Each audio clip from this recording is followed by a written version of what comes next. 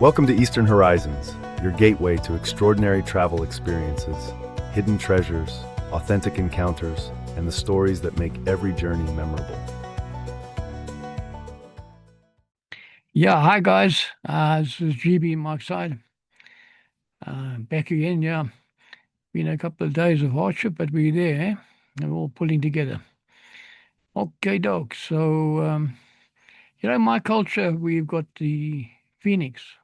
Um, it's neither religious nor, no crazy connotations. I mean, it's just something.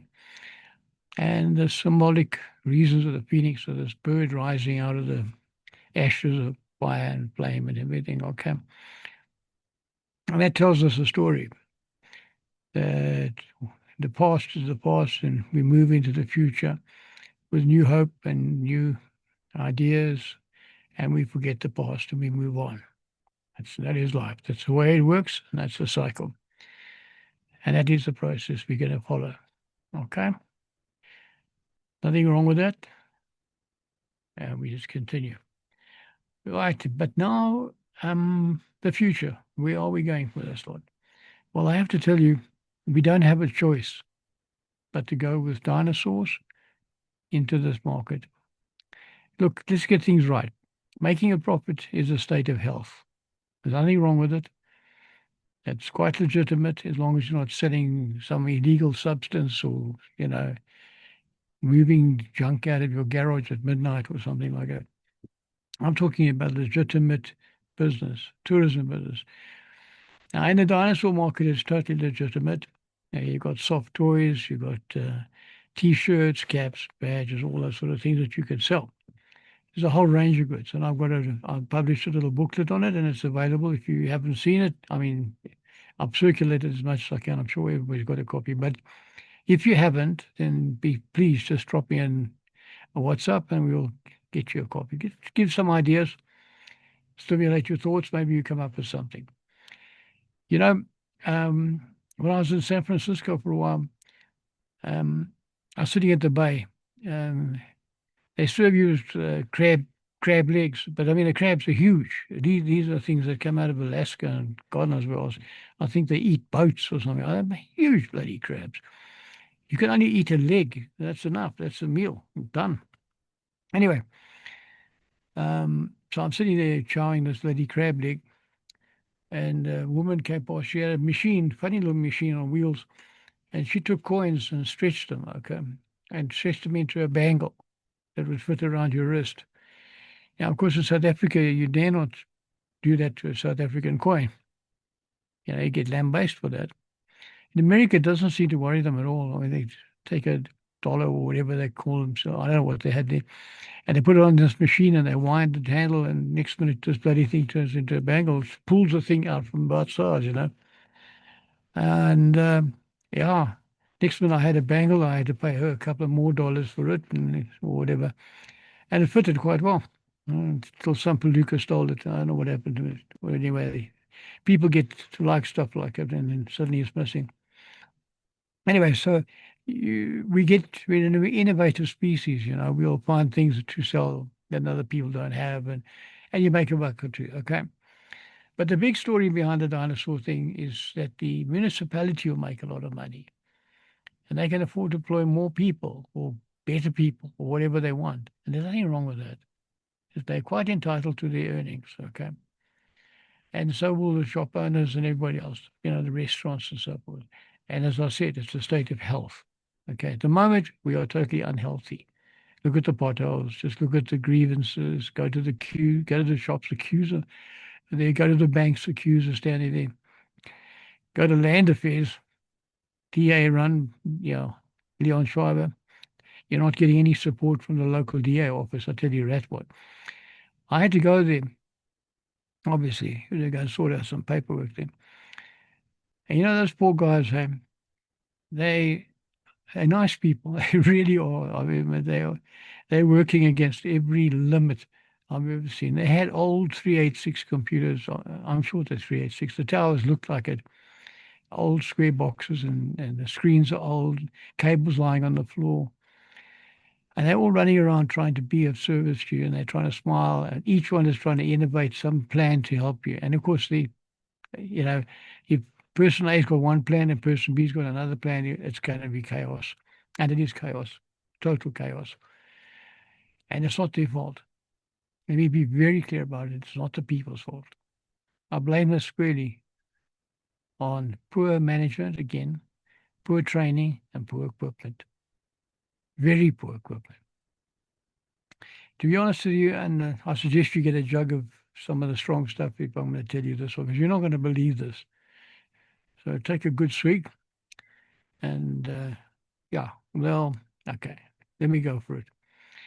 Okay, so I go there with all the paperwork. While his paperwork's in order, then they want to see my ID book. Okay, my ID book. Okay, so I give them my ID book, and on my ID book, it's the green one. Okay, so I'm a South African citizen. I happen to be born in Liverpool. My mother was Welsh, and she met my father after the war in Britain, and they fell in love, and da da da, and all those funny things happened. And I was conceived, so she stayed over until I was born. When I was born, about 6 months after I was born, or something, or whatever, old enough to sit on a boat, Mom came over, and that was the last I saw of Liverpool. Not in the mind, not in the mind of Land Affairs, the Leon Schreiber team. Born in Liverpool, illegal immigrant. What are you doing, Mr. Rook? Oh, this is a bad thing. So I said, no, it can't be possible. You guys can't do this to me. I mean, I've been in South Africa all my life, and I've served in the army, and I've did my training and everything. I've been a technicon, and went to, no, let's not go there. I've done paid all my taxes now, absolutely bloody. I don't, we need your fingerprint. Okay, so they tried 5 times, 5 consecutive times to take my fingerprints, and each one failed. All 5 fingers, and then the next 5. So both hands, thumbs inclusive, they all failed. Why? Because the machine just couldn't read my fingers. My good friend Beersville Black was telling me the reason is because you work, and that's why there's no fingerprint left on your hand, and that's why. Then I said, Beers, come on. These things work. They work everywhere. It works in Capitec. It works best, you know. Well, there's a good comparison. You go to Capitec Bank, they come the same people, beautiful bank. You go in and 5 minutes later, you're out. Not even 5, and done and dusted, and you're on your way. And these poor people at Land Affairs are struggling away to get this thing working. It's mind-boggling to go into a town called Bethlehem, named after our good Lord and all the rest of it, and to have this kind of situation. And nobody cares. They just keep on walking around, falling over cables, bumping into computer screens, etc., etc. And I can say to you quite categorically, it was not the people on either side. I mean, the comparison, Capitec was the same kind of people, and they're all trained up and running. The equipment works, and the stuff happened. But the poor guys from Land Affairs are just getting hammered each. I mean, you could see it on their faces. They're tired. Like they've been beaten to death by the public. So, yeah, I just don't think we've got hope when you see that, Mr. Schreiber. I'm sorry, old son, but I suggest you come down, have a good look, and then bollock these bloody DA people who have to wake up and start doing their oversight properly, because they're not doing something right. You know, get the show on the road, man.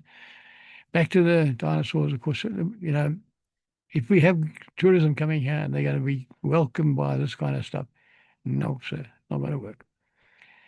In conclusion to that, I would say that I think it's now coming the time Clarence to have a bank. I worked it out. Every time I go to Bethlehem and back, that's $200 in juice, petrol.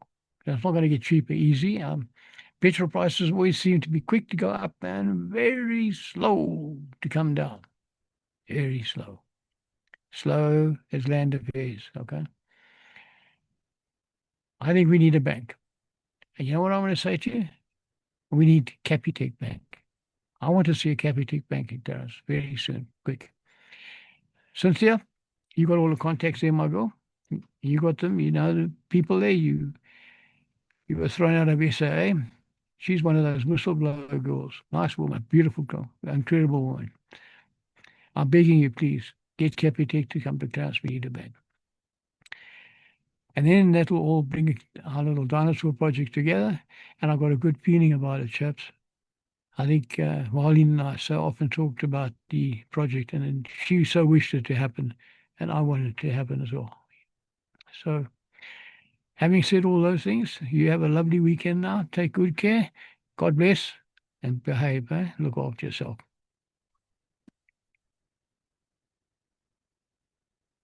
Watching Eastern Horizons. We hope you've enjoyed this journey through remarkable places, fascinating stories, and unforgettable experiences. Until next time, you take good care now. God bless. Visit us at speckledbean.com.